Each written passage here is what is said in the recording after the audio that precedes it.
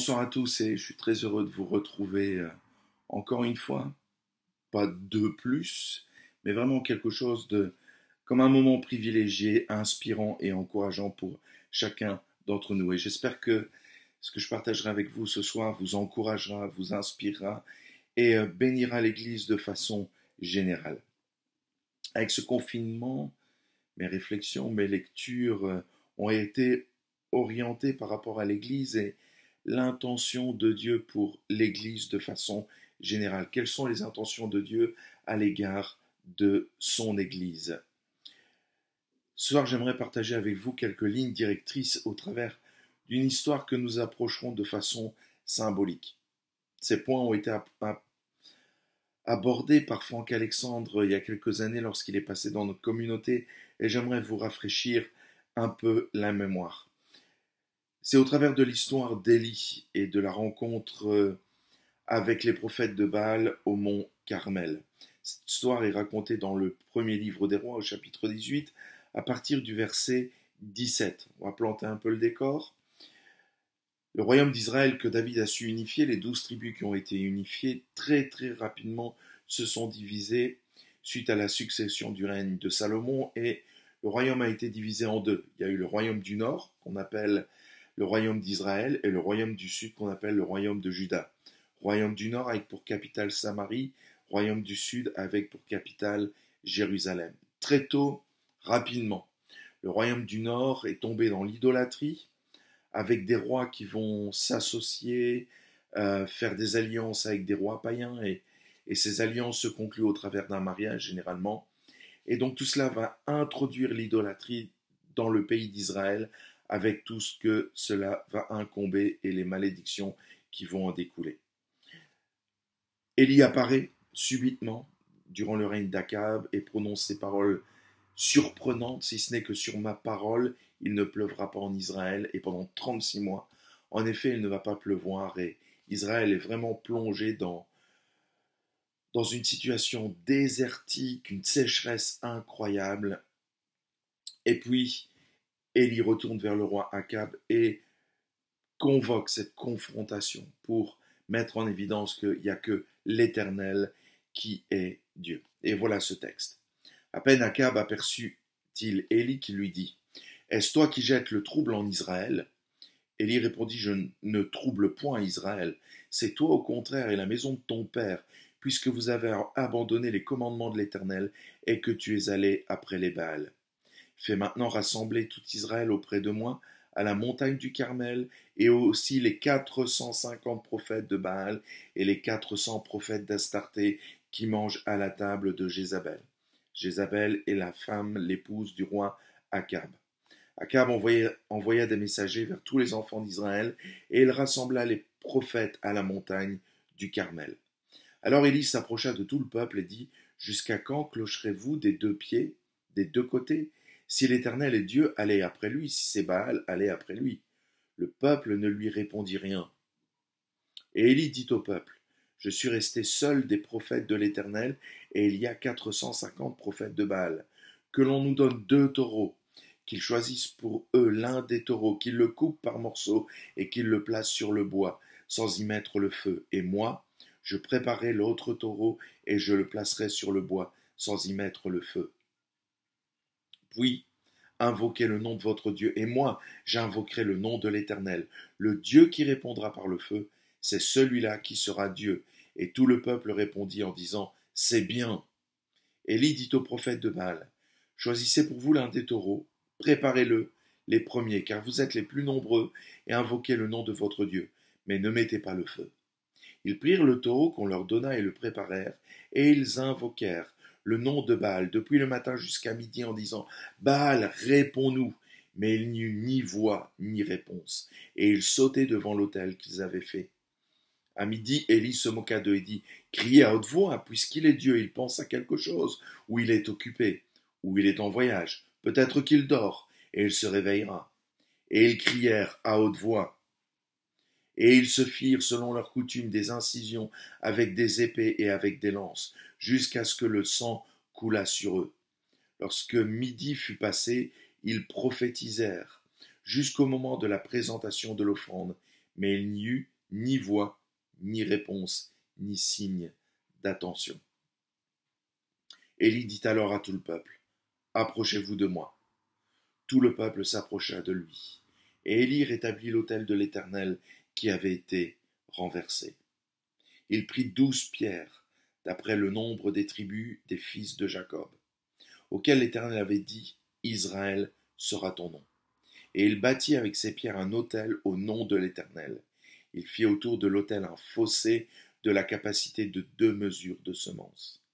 Il arrangea le bois, coupa le taureau par morceaux et le plaça sur le bois. Puis il dit, « Remplissez d'eau 4 cruches et versez-les sur l'holocauste et sur le bois. » Il dit, « Faites-le une seconde fois. » Et ils le firent une seconde fois. Il dit, « Faites-le une 3e fois. » Et ils le firent une 3e fois. L'eau coula autour de l'autel, et l'on remplit aussi d'eau le fossé. Au moment de la présentation de l'offrande, Élie le prophète s'avança et dit, « Éternel, Dieu d'Abraham, d'Isaac et d'Israël, que l'on sache aujourd'hui que tu es Dieu en Israël, et que je suis ton serviteur, et que j'ai fait toutes ces choses par ta parole. Réponds-moi, Éternel, réponds-moi, afin que ce peuple reconnaisse que c'est toi, Éternel, qui es Dieu, et que c'est toi qui ramènes leur cœur. » Et le feu de l'Éternel tomba, et il consuma l'holocauste, le bois, les pierres et la terre, et il absorba l'eau qui était dans le fossé. Quand tout le peuple vit cela, ils tombèrent sur leur visage et dirent, « C'est l'Éternel qui est Dieu, c'est l'Éternel qui est Dieu. » Saisissez les prophètes de Baal, leur dit Élie, qu'aucun d'eux n'échappe. Et ils les saisirent. Élie les fit descendre au torrent de Kison, où il les égorgea. On ne peut pas donner ce que l'on n'a pas reçu, n'est-ce pas vrai? Je ne peux pas donner d'amour si je n'ai pas reçu d'amour. Nous avons besoin de la puissance de Dieu pour faire l'œuvre de Dieu. Le prophète Zacharie, au chapitre 4, verset 6, dira « Ni par force, ni par puissance, mais par mon esprit. » Nous connaissons ce texte, nous le chantons, c'est un chant. Mais les versets bibliques ne sont pas des incantations, c'est pas parce que je vais réciter ce texte, de le proclamer par cœur, que je vais recevoir la puissance de Dieu. Nous avons besoin de vivre la parole de Dieu au fond de nos tripes, de façon intense, intensément, avec sincérité et profondeur et humilité pour faire la différence, la vivre à 100% et pas simplement la connaître et la réciter. Élie, ici l'histoire d'Élie nous donne une clé pour vivre cette puissance. Élie va confronter les prophètes de Baal au mont Carmel. Carmel, en hébreu, veut dire le grand jardin. Mais ce lieu est devenu un désert. Ça fait 3 ans qu'il ne peut plus, c'est devenu un désert, car Dieu n'avait plus sa place en Israël. Parfois nos vies ressemblent à un désert parce que Dieu n'y a pas sa place. Nos églises ressemblent à des déserts, même si elles sont peuplées, même si beaucoup de personnes la fréquentent. Elles ressemblent quand même à des déserts parce que rien ne s'y vit, absolument rien. Et elles ressemblent donc à des déserts. Que Dieu nous aide à ce que nos vies ressemblent plutôt au Carmel, au grand jardin. Quelle scène violente ici. Mais quelle scène violente aussi au quotidien où l'Église doit faire face. L'Église d'aujourd'hui, comme Élie à cette époque-là, est confrontée au déclin moral et spirituel. Le monde s'enfonce de plus en plus dans l'immoralité et dans le rejet de la spiritualité, en tout cas une spiritualité normale. L'Église doit être comme le prophète, elle doit faire entendre sa voix, et nous sommes loin de faire entendre notre voix quand nous voyons qu'il y a plus de 25 000 associations qui font du lobbying de toutes les façons possibles auprès de la Commission européenne et de la Communauté européenne, alors qu'il n'y a qu'une seule association protestante pour faire entendre nos valeurs. Élie est un prophète revivaliste, et le peuple avait besoin d'un tel prophète pour faire la différence à ce moment-là. L'impureté se répandait partout, et l'impureté se répand partout, et l'enjeu de l'Église est de se garder pure aujourd'hui si elle veut voir la gloire de Dieu. Les anges proclament surtout la sainteté de Dieu. Rappelez-vous la vision d'Ésaïe lorsqu'il voit le trône de Dieu et qu'il entend les anges proclamer. Leur proclamation est « Saint, Saint, Saint est l'Éternel des armées ». Ne jouons pas à l'Église. L'Église est une armée d'hommes et de femmes que le diable veut endormir, assoupir, parce qu'il ne veut pas qu'elle accomplisse sa mission, c'est-à-dire arracher des âmes à l'enfer, sauver des âmes, amener des âmes au salut, car Jésus-Christ sauve, ce n'est pas l'Église qui sauve, mais au travers de l'Église, Jésus-Christ va sauver. Elle a une mission de faire entendre sa voix. Alors pour que notre Église et chacun de nous soyons remplis de la puissance de Dieu, la première chose, comme Élie, pour vivre l'onction du Saint-Esprit, pour vivre la puissance du Saint-Esprit, la première chose, c'est qu'il faut rétablir l'autel en premier. Élie va reconstruire l'autel. Il ne va pas le faire n'importe comment. Il va prendre 12 grosses pierres, une pierre pour chaque tribu d'Israël. Ça va lui demander des efforts importants. Alors, c'est vrai, c'est difficile d'être chrétien. Comme Élie a eu difficile à restaurer l'autel, ça lui a demandé des efforts. C'est difficile d'être chrétien. C'est difficile de se garder pur. C'est difficile de prendre du temps avec Dieu. Mais pour avoir l'onction que nous recherchons, l'onction pour laquelle nous prions, nous devons, et c'est ce que veut dire restaurer l'autel, avoir des face-à-face avec Dieu, prendre du temps avec Dieu. Si nous ne prenons pas du temps avec Dieu, comment voulons-nous recevoir l'onction de Dieu? Dieu ne va pas donner son onction comme cela. Il faut prendre du temps avec lui, face à face. Et pas n'importe comment, pas comme nous on veut, mais comme lui l'a expliqué dans sa parole, dans la parole de Dieu, dans la Bible. La deuxième chose, c'est qu'il faut creuser un fossé. Qu'est-ce que ce fossé symbolise? Ce fossé, c'est la sanctification. Je dois marcher dans la sainteté, mes amis. On est appelé à marcher dans la sainteté. Je dois aller de progrès en progrès. Ce fossé, c'est comme une limite. Je dois me garder saint, je dois marcher dans la sanctification, et en même temps, je dois être proche des pécheurs. C'est le domaine où le roi règne sur ces sujets.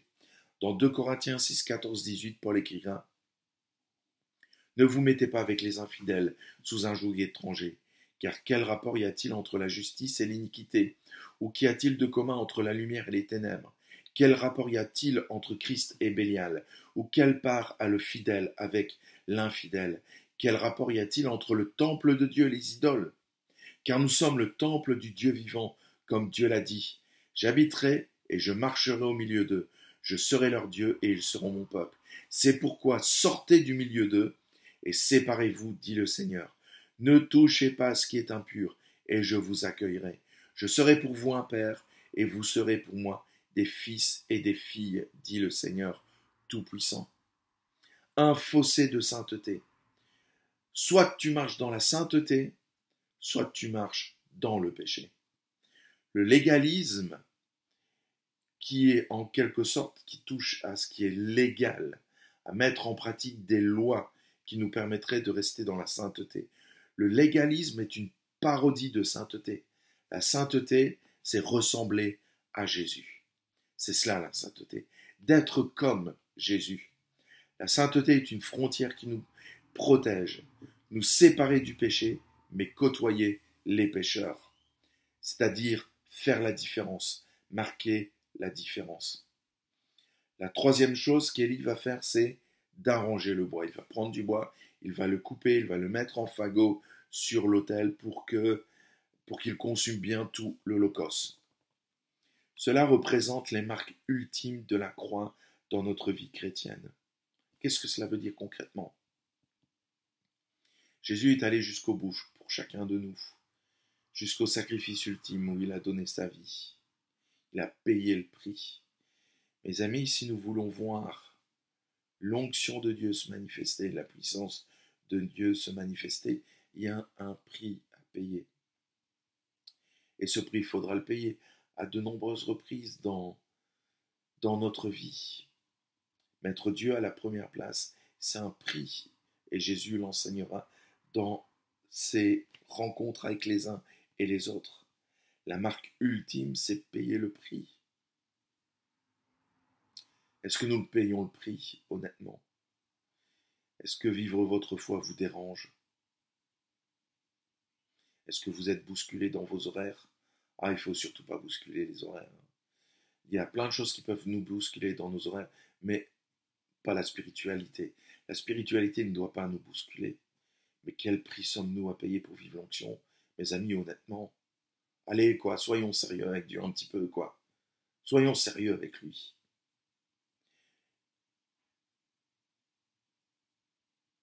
La marque ultime, c'est payer le prix. La quatrième chose que Élie va faire, c'est de préparer le sacrifice. Il va tuer le taureau, il va le mettre en pièces, il va le découper, le démembrer et apprêter tous les morceaux sur l'autel. Romains chapitre 12, les versets 1 à 2, vous connaissez ce texte, nous encourage plus que jamais à nous offrir en sacrifice. Mais le sacrifice, il est à ciel ouvert. L'animal est démembré. Quelque part, ça me parle où je me mets à nu devant Dieu.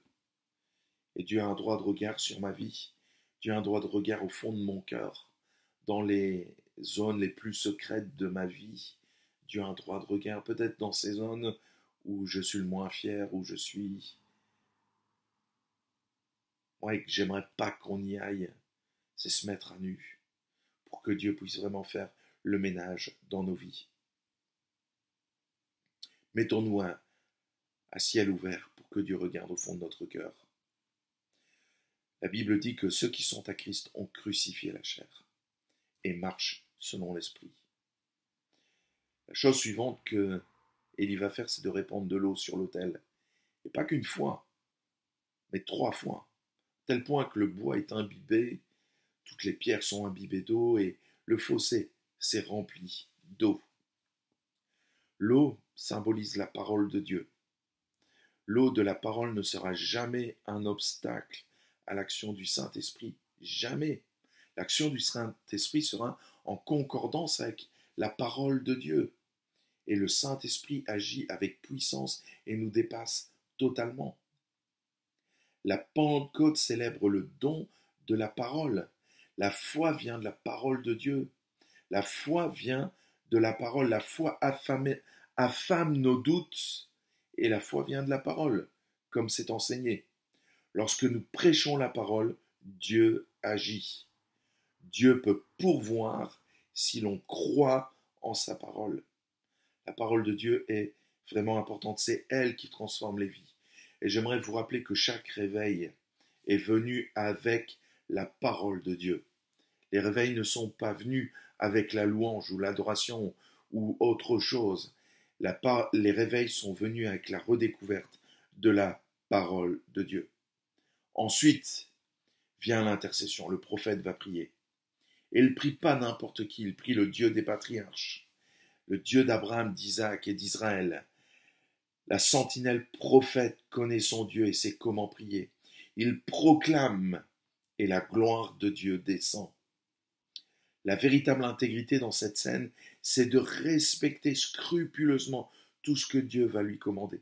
Tout ce que Dieu a dit, Élie va le faire scrupuleusement. C'est la bataille de l'intercession ici. Et ici, ce n'est pas une liste de revendications, ce n'est pas la liste Colruyt. L'intercession, ce n'est pas une liste où on demande à Dieu de bénir, de bénir, de bénir, de bénir, de faire et de faire et de faire. Et il coche chaque fois que ça a été fait. Non, l'intercession, ce n'est pas ça. L'intercession, c'est une prière qui exprime notre mort, notre souffrance pour l'ensemble des hommes et des femmes qui se meurent dans leur péché et qui vont aller en enfer.